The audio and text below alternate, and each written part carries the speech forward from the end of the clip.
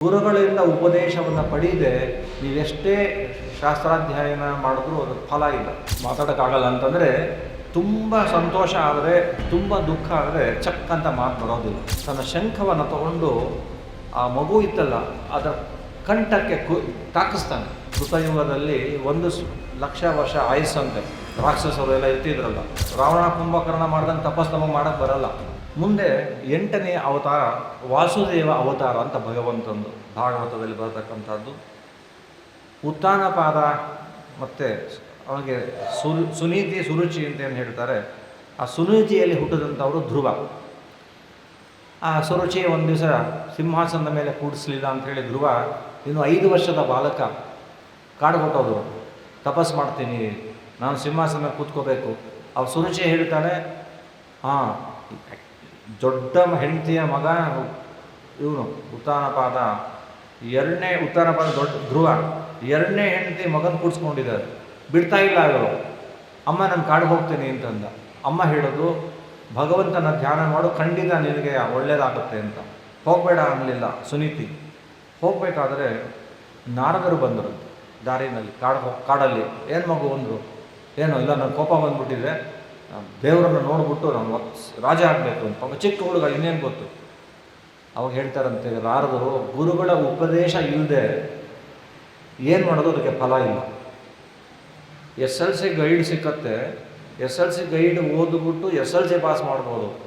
ಗುರುಗಳಿಂದ ಉಪದೇಶವನ್ನು ಪಡೆಯದೆ ನೀವೆಷ್ಟೇ ಶಾಸ್ತ್ರಾಧ್ಯಯನ ಮಾಡಿದ್ರೂ ಅದಕ್ಕೆ ಫಲ ಇಲ್ಲ.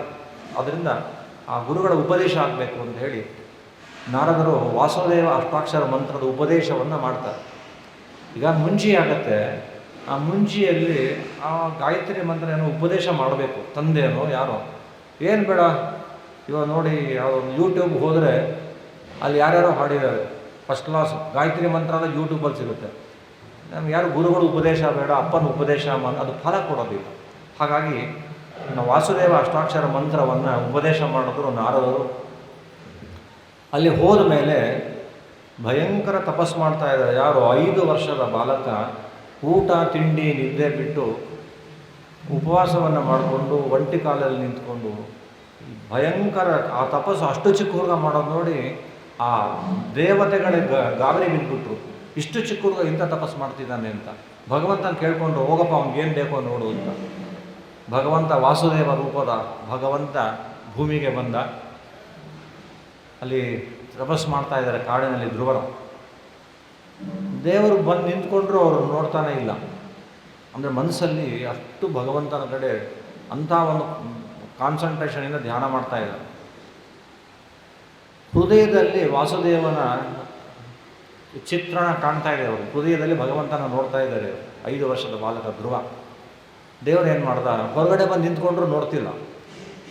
ತಕ್ಷಣ ಒಳಗಡೆ ಇರ್ತಕ್ಕಂಥ ರೂಪವನ್ನು ಅವನು ಮರೆ ಮಾಡಿಬಿಟ್ಟ. ದೇವರು ಹೃದಯದಲ್ಲಿರ್ತಕ್ಕಂಥ ರೂಪವನ್ನು ಇಲ್ದಂತೆ ಮಾಡ್ದ. ಕರೆಂಟ್ ಹೋದ ತಕ್ಷಣ ಏನು ಕರೆಂಟ್ ಹೋಯ್ತಲ್ಲ ಅಂತ ನೋಡ್ದಂಗೆ ಹೃದಯದಲ್ಲಿ ಕರೆಂಟ್ ಹೋಯ್ತು. ಕಂಡುಬಿಟ್ರೆ ಎದುರುಗಡೆ ಅದೇ ರೂಪ, ದೊಡ್ಡ ರೂಪ ಭಗವಂತ ವಾಸುದೇವ ಶಂಖಚಕ್ರ ಗದಾ ಪದ್ಮ ಇಟ್ಕೊಂಡು ನಿಂತಿದ್ದಾನೆ.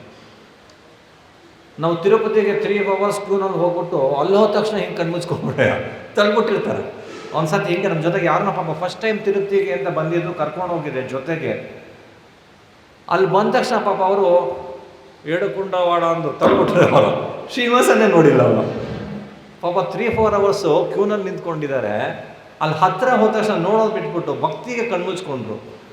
ಅವ್ರ ಯೋಗ್ಯತೆ ಅಷ್ಟೇ. ನೆಕ್ಸ್ಟ್ ಟೈಮ್ ಹೋದಾಗ ಹೇಳಿದೆ ನೋಡಿ, ಅಲ್ಲಿ ಒಳಗಡೆ ಹೋದ್ಮೇಲೆ ಕಣ್ಮುಚ್ಕೋಬೇಡಿ, ಅಲ್ಲಿ ನೋಡೋದೇ ಫ್ಯೂ ಸೆಕೆಂಡ್ಸು, ಒಂದು 10 ಸೆಕೆಂಡ್ ನೋಡ್ಬೋದೇನೋ ಶ್ರೀನಿವಾಸ ದೇವ್ರನ್ನ.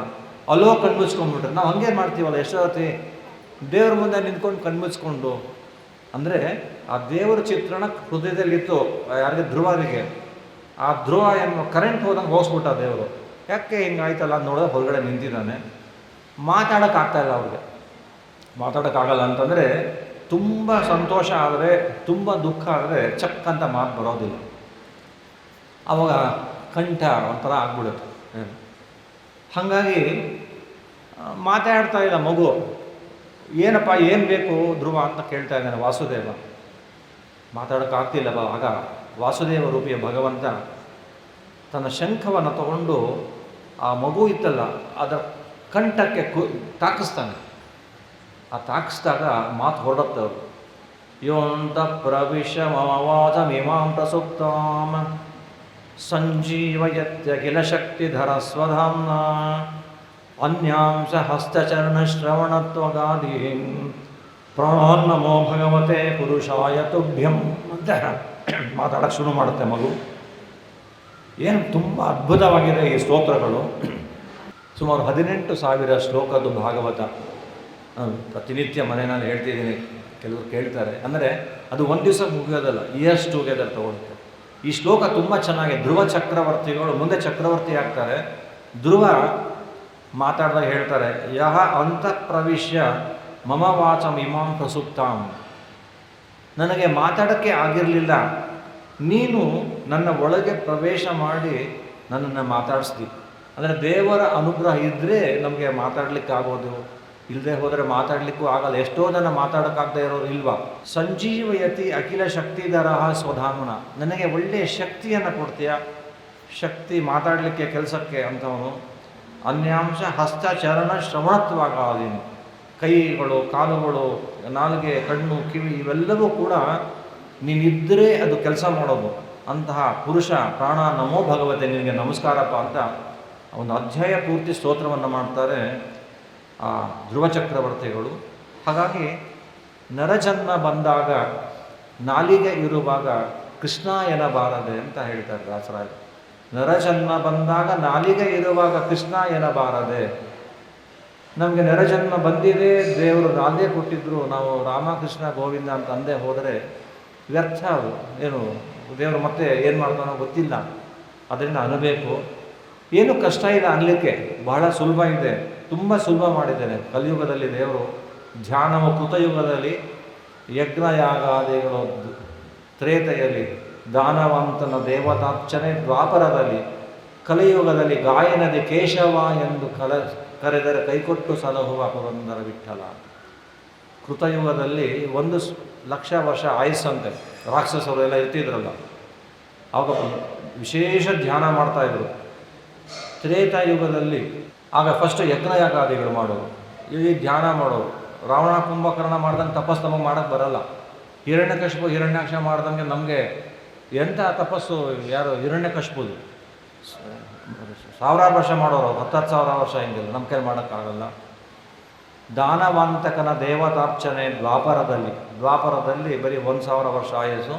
ವಿಶೇಷವಾಗಿ ಪೂಜೆ ಮಾಡೋರಂತ ಅವಾಗ. ಅದೂ ಮಾಡೋಕ್ಕಾಗ್ತಿಲ್ಲ ಕಲಿಯುಗದಲ್ಲಿ, ಸರಿಯಾಗಿ ದೇವ್ರ ಪೂಜೆ ಮಾಡೋಕ್ಕಾಗ್ತಿಲ್ಲ. ಮತ್ತು ಏನು ಮಾಡಬೇಕಪ್ಪ ಅಂದರೆ ಭಕ್ತಿಯಿಂದ ಕೇಶವ ಎಂದರೆ ಕೈಕೊಟ್ಟು ಸಲಹುವ ಅಂದರೆ ಭಕ್ತಿಯಿಂದ ದೇವ್ರ ಸ್ಮರಣೆ ಮಾಡಿಪ್ಪ ಕಲಿಯುಗದಲ್ಲಿ, ಭಗವಂತ ಉದ್ಧಾರಣೆ ಮಾಡ್ತಾನೆ ಅಂತ. ಹೀಗೆ ಆ ವಾಸುದೇವ ಅವತಾರ ಮಾಡಿ ಧ್ರುವನನ್ನು ಅನುಗ್ರಹ ಮಾಡಿ ಅವನನ್ನು ಕಳಿಸ್ಕೊಟ್ಟ. ಮುಂದೆ ಧ್ರುವ ಪದವಿಯನ್ನು ಕೊಡ್ತಾನೆ. ಇವನು ಕೇಳಕ್ಕೆ ಹೋಗಿದ್ದು ಸಿಂಹಾಸನ, ಬಟ್ ಧ್ರುವ ಲೋಕದಲ್ಲಿ ಧ್ರುವ ಪದವಿ 36,000 ವರ್ಷ ರಾಜ್ಯಭಾರ ಮಾಡಬೇಕು. ನೆಕ್ಸ್ಟು 9ನೇದು ಪೃಥು ಚಕ್ರವರ್ತಿಯಲ್ಲಿ ಭಗವಂತನ ಸನ್ನಿಧಾನ. ಪೃಥು ಅವತಾರ ಅಂತ ಹೆಸರು. ಒಬ್ಬ ರಾಜ, ಅವನ ಹೆಸರು ವೇದ ಅಂತ ಹೆಸರು. ಬಹಳ ದುಷ್ಟ ಆಗ್ಬಿಟ್ಟಿದ್ದಂತೆ ರಾಜ. ವೇನ ರಾಜ. ಯಾವಾಗ ಜನಕ್ಕೆ ತೊಂದರೆ ಕೊಡ್ತಿದ್ದ, ಋಷಿಗಳೆಲ್ಲ ಅವನನ್ನು ಸಂಹಾರ ಹೆಂಗೆ ಅಂದರೆ ಬರೀ ಹೂಂಕಾರ ಮಾಡಿದ್ರಂತೆ. ಆ ಶಬ್ದಕ್ಕೆ ಹೆದರ್ಕೊಂಡು ಸತ್ತೋದ. ನಮ್ಮ ದೇಶದಲ್ಲಿ MLAಗಳನ್ನು ನಾವು ಎಲೆಕ್ಟ್ ಮಾಡ್ಬೋದು ಹೊರತು ವಾಪಸ್ ಕಿತ್ಕೊಳ್ಳೋ ಪವರ್ ನಮಗಿಲ್ಲ ಸಿಟಿಸನ್ಸ್ಗೆ. ಆ ಥರ ಇದ್ದರೆ ಚೆನ್ನಾಗಿತ್ತು. ಯಾರೋ MLA ಮಾಡಿದ್ದೀವಿ, ಅವನು MLA ಸರಿಯಾಗಿ ನಡ್ಕೋತಾ ಇಲ್ಲ ಅಂತಂದರೆ ಅವನನ್ನು ಒಂದು ಏನಿದೆ ಪವರ್ ಕಿತ್ಕೊಳ್ಳೋಂಗಿತ್ತು. ಈ ಅಮೇರಿಕಾ ಅಧ್ಯಕ್ಷನ ಪವರ್ ಕಿತ್ಕೊಳ್ಳೋಕೆ ಯಾರಿಗೂ ಇಲ್ಲ. ಅವ್ನು ಏನು ಬೇಕಾದ್ರೂ ಮಾಡ್ಬೋದು, 4 ವರ್ಷ ಅಮೇರಿಕಾ ಅಧ್ಯಕ್ಷ. ಆದರೆ ಇಲ್ಲಿ ಹಂಗಿರಲಿಲ್ಲ. ಋಷಿ ಮುನಿಗಳು ನೋಡಿದ್ರು ಈ ವೇನ ಯಾಕೋ ಸರಿಯಾಗಿಲ್ಲ ಅಂಥೇಳಿ ತಮ್ಮ ತಪಶಕ್ತಿಯಿಂದ ಅವನು ಸಂಹಾರ ಮಾಡಿಬಿಟ್ರು.